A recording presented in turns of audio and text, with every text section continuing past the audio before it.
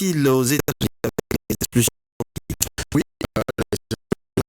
c'est ça qui tient le haut du pavé au niveau des États-Unis. Tout le monde en parle depuis plusieurs semaines, depuis le retour de Donald Trump à la Maison-Blanche. Mais vous devez savoir une chose, puisque je l'ai dit lorsque je suis intervenu plusieurs fois au cours de la campagne électorale sur cette affaire, en ce qui concerne la campagne du candidat Donald Trump, c'était évident que c'était ce qui allait arriver.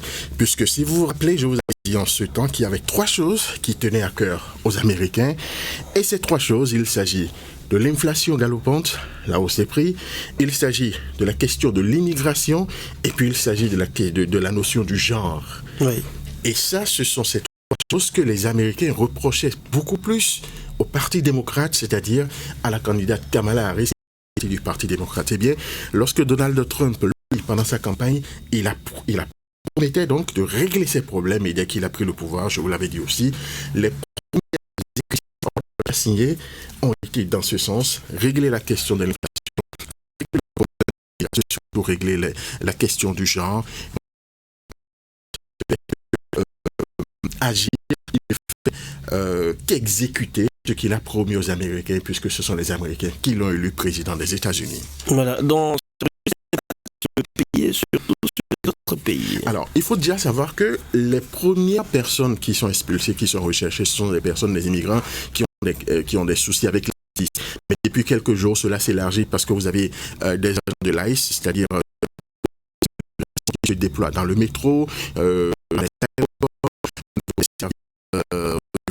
au niveau des gares, ainsi de suite, pour filtrer, pour voir, parce qu'ils savent en fait où se trouvent les migrants. Parce que vous avez la zone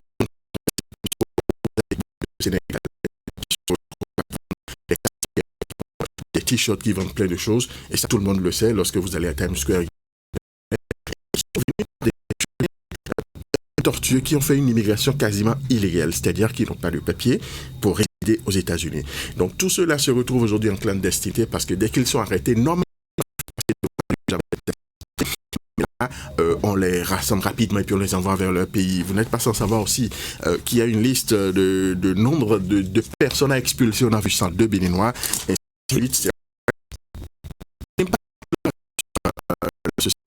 c'est que ce sont ces immigrés qui font les basses besognes, c'est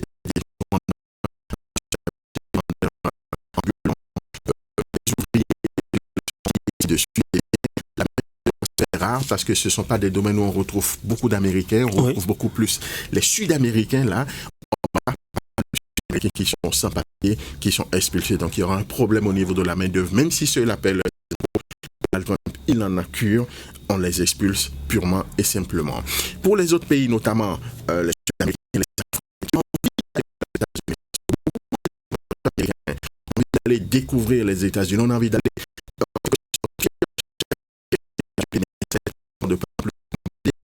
ce sont des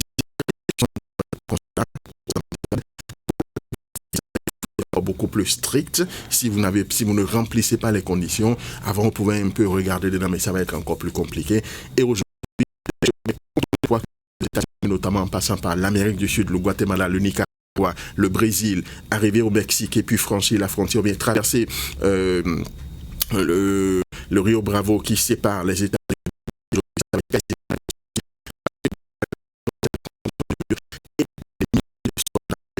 ont été déployés tout le long de la frontière entre les États-Unis et le Mexique pour empêcher les frontières légalement pour passer d'entrer aux États-Unis de façon illégale.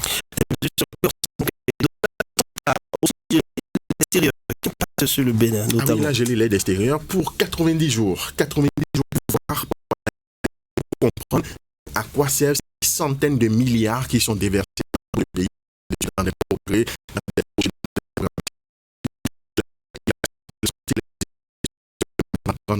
parce que c'est tout un processus. L'accord sur le climat et la suspension des États-Unis. Alors, 90 jours, le Bénin aussi est touché, parce que vous n'êtes pas sans savoir qu'il y a au Bénin. Ouais. Donc tous les projets de l'USAID dans le monde entier, tous les projets sont gelés pendant 90 jours. Pendant 90 jours, pourquoi? Parce que Donald Trump, il veut en quelque sorte imprimer son rythme, imprimer la valeur de tous les sous, tous les dollars qui sont dépensés dans le monde entier doivent encore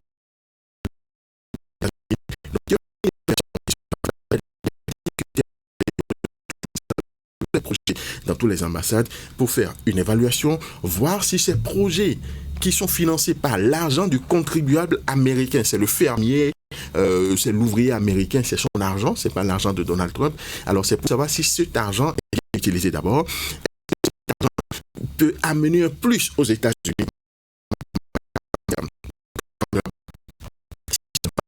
Suspend et on réoriente. Donc il y aura une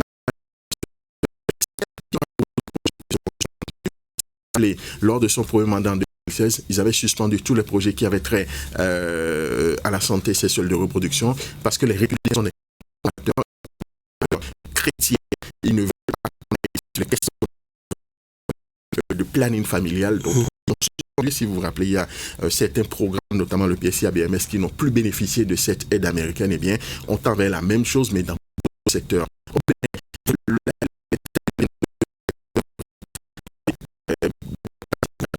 Vous avez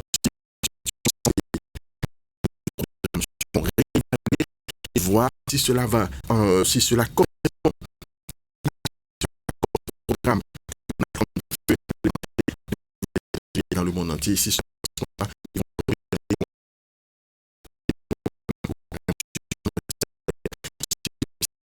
souffrir, parce que le compact actuel, c'est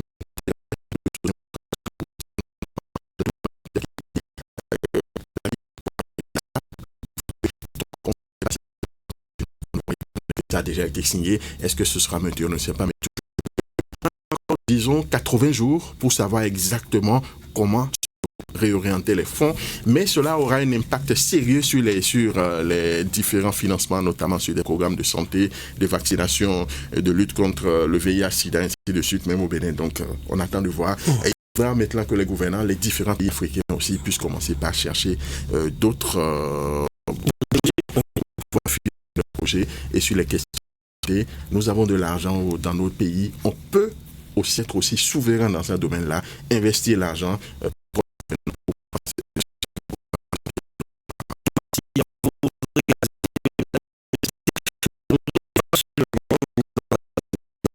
Ce qui se